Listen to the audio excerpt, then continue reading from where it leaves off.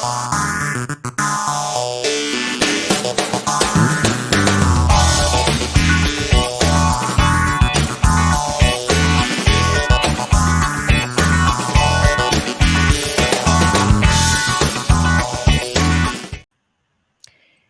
morning, good evening, wherever it is that you are on the other side. Welcome to WTF Walk the Floors, all things hospitality training. I'm Michele Kline with Kline Hospitality, and I'm here with my co-hostess, Stephanie Ledger, with First Rate Hospitality. Stephanie, how are you? Very well. How are you today, Michele? I'm doing great. I'm excited about today's guest. We have Chip Rogers, President and CEO of the American Hotel and Lodging Association in the house. Chip, how are you today? I am great. It is a beautiful day here. I'm not even sure where you guys are, but I hope it's lovely. And I'm just excited to be on your show. So thank you for having me. Fantastic. And thank you for being here. Chip, why don't you give our audience, especially those who are the up and comer leaders, tell us a little bit of who you are and your career and how is it that you move the needle from the very top of the pyramid at the American Hotel and Lodging Association? Look, I think if I were to sum up my career as an example to young people, it is find things you enjoy doing them, and then you don't really have to work. Somebody asked me the other day, how do you like your job? And you get that a lot, and I'm like, it just kind of struck me. I'm like, I don't even feel like it's a job. Like I do what I want to do every day, and it just happens to be the things that are necessary for me to make my employer happy. But I don't really feel like it's a job, and so I have had many different careers that aren't even close. I got out of college and went into a manufacturing setting, kind of an engineering manufacturing setting. Then I went into broadcasting for a long time, and some of these things overlapped. Did real estate investing, owned a data company, and then I got into politics, did that for a long time, and then I got into the hospitality industry. And so none of those really fit well together. But at that moment in time, it was what I really enjoyed doing. And I hope that I did it well during those times and those different careers. But here I am now running the American Hotel and Lodging Association. And I think the best way to kind of describe what we do is we are the voice of the hotel industry with policymakers everywhere. So we have over 30,000 members. Most hotels in the United States are, in fact, members of AHLA. And we advocate on behalf of the industry to the president, his administration, Congress, state capitals, city halls, county governments, whoever will listen to us. We're always talking about how wonderful the hotel industry is and reminding them to help us do good things and don't do bad things that hurt us. I love that. I always talk about how having a diverse background is critical because then you have all these amazingly transferable skills. And this is such a great story.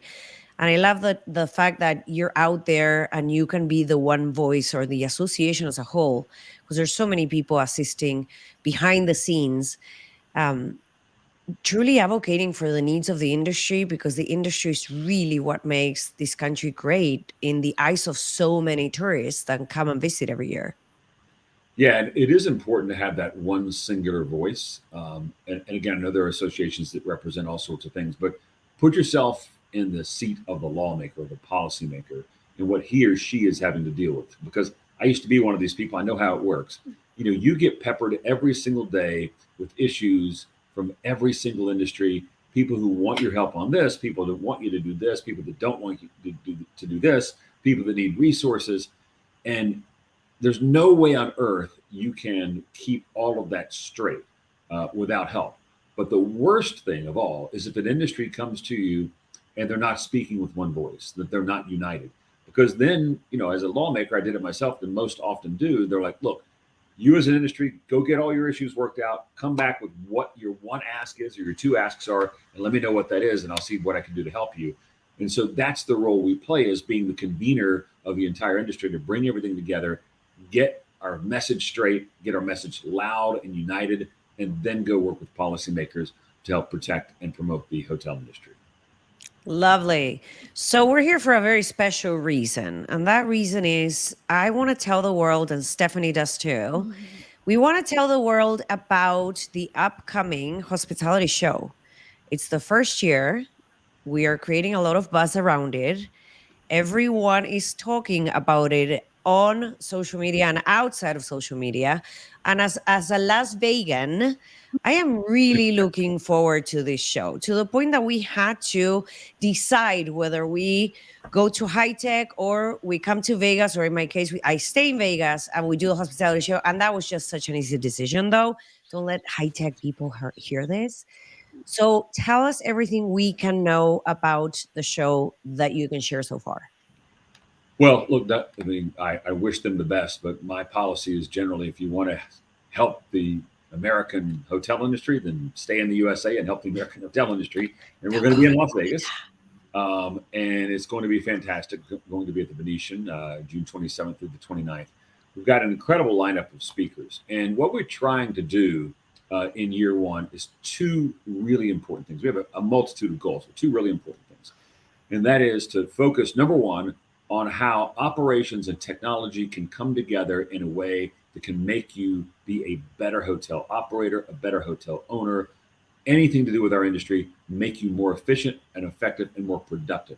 And you do that by marrying the best in operations with the best in technology. And so that's the underlying and the underpinning of the show. But on top of that, we also want to inspire you. When you go to these shows to network, to build relationships with people, to get inspired, and to learn something. So the learning part is really going to be that part about operations and technology. The rest of it will happen fairly organically, but we want to make sure we have some great speakers, and we do. We've lined up Admiral McCraven, who has this incredible public speech series that he does. If you haven't seen it, you need to see it. It's really inspiring, and it all starts with this idea of making your bed. If you want to change the world, make your bed every day. And we in the hotel industry do a lot of bed making, and so we think that's appropriate.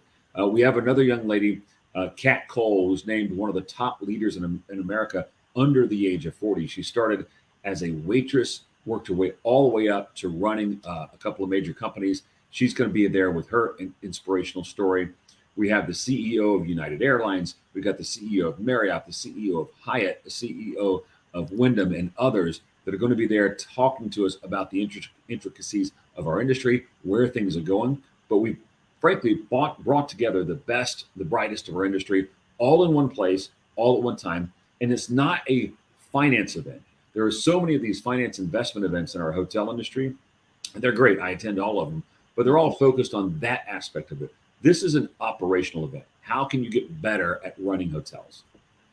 Wonderful. And then Chip, could you also touch upon the expo piece of it? So we know we have some amazing speakers and being inspired, but also too how you're talking about that technology and bringing the operations together. So what do we have coming up on the expo side?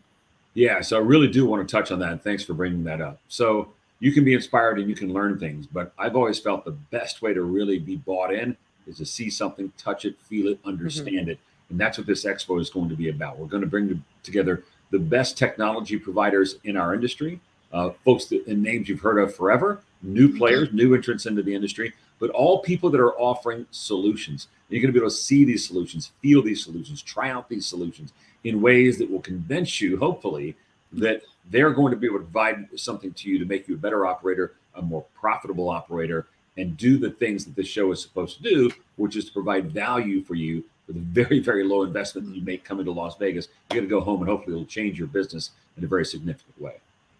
And why not stay over the weekend? Of course, it's Las Vegas. I mean, depends on how much money you have. They didn't build those things off people winning all the time, but you can win in Las Vegas. I've done it before.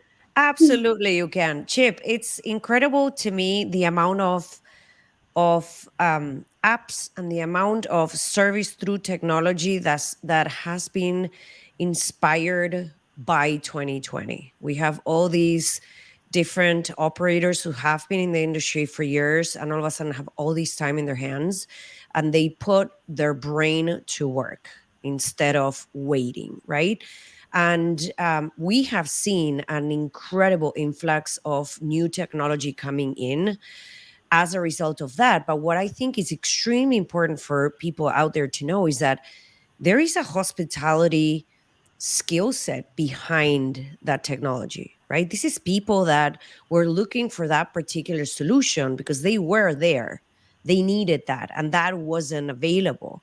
So I think that we're also going to see a lot of that, which I think it's a really really neat story of reinventing yourself and still staying within the industry that you're passionate for. Because I believe that anyone in hospitality, you have to have passion or you won't survive. Well, it clearly is what sets us apart, right? If we don't have hospitality, if you don't have that human to human interaction, then we're just like some of those providers where you just walk up and check in. You never have anybody to meet with, anybody to call if you have a problem, if there's a security problem or a cleanliness problem. You don't have, that product is out there. I don't particularly care for that product. Some people like it, but hospitality is special. It's about people meeting people, and it's those experiences, by the way, that make your trip special. Even if it's a business trip, you're getting to meet somebody new, somebody different. That really goes a long way. And so we're always going to be in that business. But if you think about the environment that we're in, what do people care about these days? Well, they care about clean air, clean spaces like never before because of what happened with the pandemic. They care about using their technology, even in a hotel setting, to become a more efficient traveler. They don't want to stand in line if they don't have to stand in line. They don't want to have to make phone calls if they can text and get something. But the hotel industry absolutely needs these solutions because this challenge that we face with workforce, having enough workers, it was with us pre-pandemic.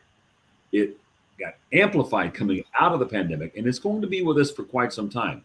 Millions and millions of jobs open in the American economy each and every month. We see the numbers, and a huge portion of those are in hospitality in some form. And so if you think we're just going to wake up here in a few months and all the workers are going to be back and our hotels will be filled with all the people we need, that's not going to happen.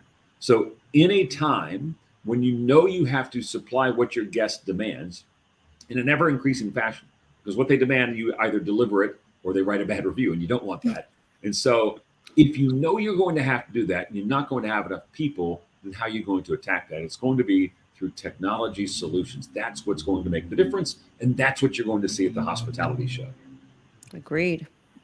Wonderful. And then who would you say is mostly going to be the audience in attendance? So we talked about this isn't that typical finance conference. So are we going to see more of those general managers, owners, management companies? Yeah, a lot of owners, a lot of management companies, and a lot of GMs. In fact, we're hosting the first ever National GM Summit at the hospitality shows as part of the entire programming. We're actually going to recognize by giving out our national awards to the top general managers in our industry. We've got some special programming in and around that. So yeah, if you're actively engaged in buying and selling hotels for the purposes of operating those hotels, or if you are actually the ones doing the operations, then this is the show for you because there's none other out there like it. This is great. So excited. So yes. Any last words on the hospitality show before we move on into, everything else that AHLA does? Look, the hospitality show, give us a chance. And if you don't think it's the best programming of any of the hotel shows out there, then that's your choice. But just give us an opportunity. We want to earn your business. I love that. For a second there, I thought you were going to say if it doesn't meet your needs, then my name is Jackson, and I won't see you again. But here's the thing: everybody will love it because there is such huge enthusiasm behind what's coming that we know that it's going to be a huge success. And next year, we're all going to be back. And it's just going to get better year over year. So I am super thrilled about being a part of this, and we're excited. And thank you so much for sharing anything we needed to know about the show. Stephanie, I know you have a couple more questions related to the efforts that AHLA put towards our industry and advocating for us. Yeah, nothing else major about the show. I will say that it's a wide list of different interests and speakers because I mentioned they're very inspirational speakers that we had. We also have like a guy that played in the NFL forever, a guy by the name of Chad Ochocinco that has started a new cigar company. He's going to be there with us telling us about his startup and how he got into the business. And to hear that from somebody who had fame in a different industry, translating over to our industry, I think that's going to be cool. We're looking at some other speakers we're not ready to announce yet. One big one that may or may not happen, so I don't want to say anything about that. But it's going to be a blast in Las Vegas. Wonderful. And then, you know, they say what happens in Vegas stays in Vegas, but I think with our hospitality show, we're going to be spreading it out and making sure that we're getting vendors paired up with GMs and making service better in hospitality. It's all about those connections, right? Making those business connections, which turn into long-term relationships. That's what you want. Wonderful. All right. So moving on to besides the hospitality show of really what AHLA stands for, what we had touched upon early on the show is advocating. And so there's so many things that even in the hospitality industry can get involved in advocating for their local municipalities, state lawmaking that is happening here in Florida. We just closed out our season and we had a lot of wins, a few losses, but you know, it was really great to being able to seeing how much AHLA is there advocating in DC and at state as well. So touch upon, you know, kind of what we are seeing right now in the now that session's leaving, but then how we can get involved too. Well, let me start by saying that if every state in America ran like Florida, I would have no gray hair. I would be so much happier. You're in a wonderful place, and the lawmakers there do an incredible job for tourism and hospitality in general. And I spent a lot of time in Florida because I was born in Florida too. I just wanted to note that because I just love the state and they run it really, really well. We don't have that same situation in many other states. There are places, unfortunately, where hotels and hotel employees and hotel owners have been characterized as the bad guys. And I don't understand it. It's the most bizarre thing of all. And what happens in some of those places is really terrible policy that makes it extremely difficult to run a hotel.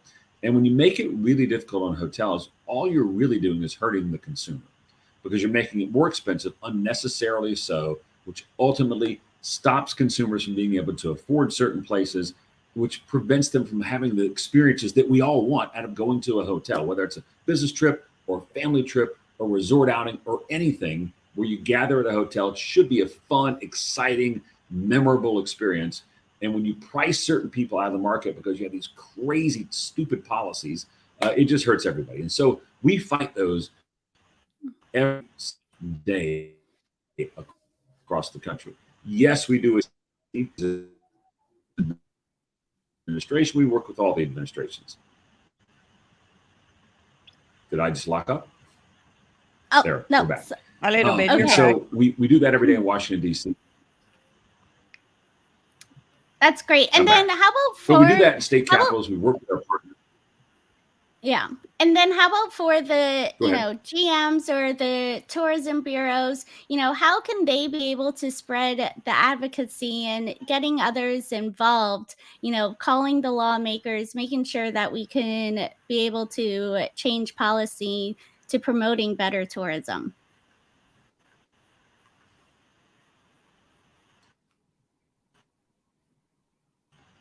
HotelsAct.com. It doesn't cost you anything. Let me be real clear. It's really simple to sign up for. But it does what I mentioned earlier, and that is it creates a unified, singular message. And so what happens is you sign up, you put in your home address. We're not going to come to your house, but we need your home address so we know who represents you, whether it's in the state legislature in Florida or Arizona or Arkansas, anywhere.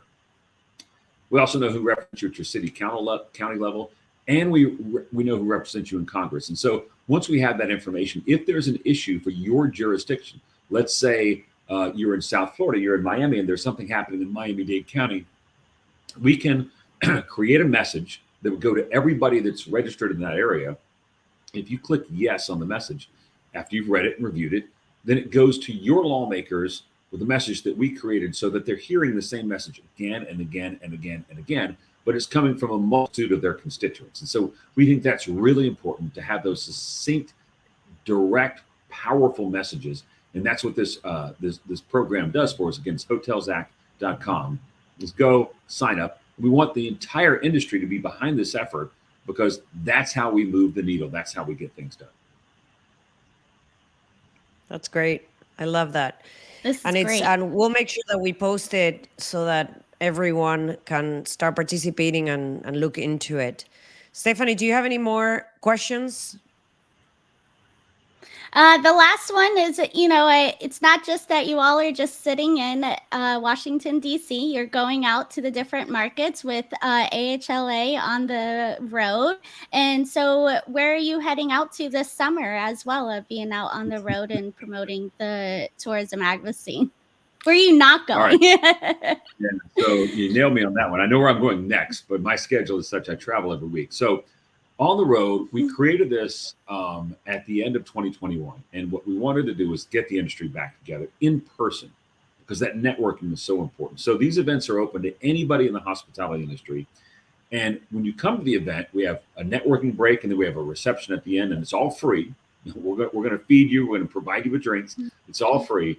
But we have two huge segments inside this. The event usually starts around 1 and goes to about 5.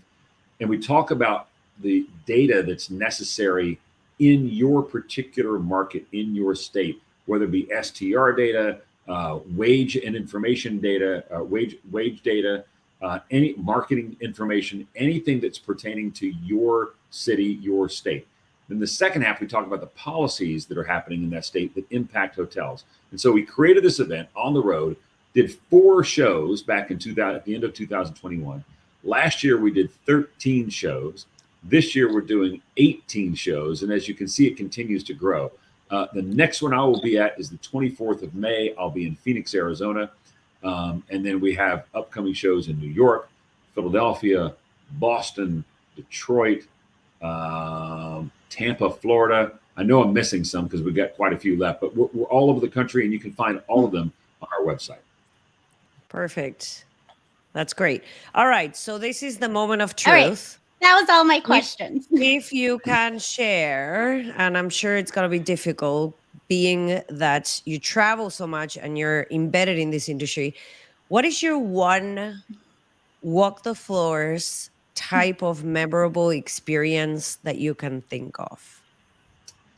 Well, I'm going to go a little bit off the trail here, only because I'm not in hotel operations, right? I experience them almost every day. I would say 5 out of 7 days a week I'm in a hotel. But I'll do it from the perspective of uniting our industry, which I talked about a lot, and understanding that if we're not out there fighting for our industry, no one else is going to do it. So we had an issue come up it was not in Anaheim, California. Trying to think of anyway, one of the California cities. There's challenges in all of them. Irvine. It was in Irvine, California. Had a situation come up in Irvine, California, where some legislation was being proposed that was really going to hurt hoteliers. And one of the people that proposed it was a professor at a local community there, and he not only proposed it, he supported it, and he ended up running for office. And our industry is almost forewarned, like, this guy is not going to be for us. Like, he's going to work against us. We knew the legislation was going to be really damaging to the hotel industry. And he ended up winning only because we didn't get engaged. We didn't pay attention. People just said, oh, well, let somebody else take care of that. Let somebody else worry about who's going to be in elected office. Let somebody else. I don't want to get involved in politics. It's too dirty. You hear people say that all the time. Well, if you don't get involved and the other side does get involved, you're going to get crushed. And so we lost that race. We lost the majority on the city council. And now this policy that came through, just in Irvine, California, the new policy is going to cost hotel owners there about $25 million. And that's just for the hotels. Just in Irvine. Just in Irvine.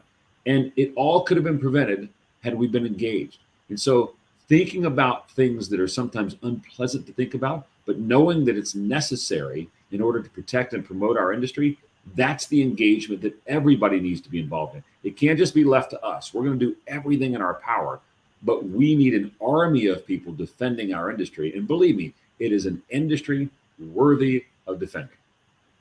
I love that. Yes. Very, very sad story, but I think it's a story that brings awareness and puts a spotlight on the topic of why associations like yours are so critical to move the needle forward. So thank you so much, Chip, for being on the show. Thanks for sharing. Thanks for talking to us about all things AHLA. And we can't wait to see you in person during the show a few weeks from now. I thank you guys for what you do and for having me today. And I look forward to seeing you in Las Vegas. Thank you. Okay. Bye bye.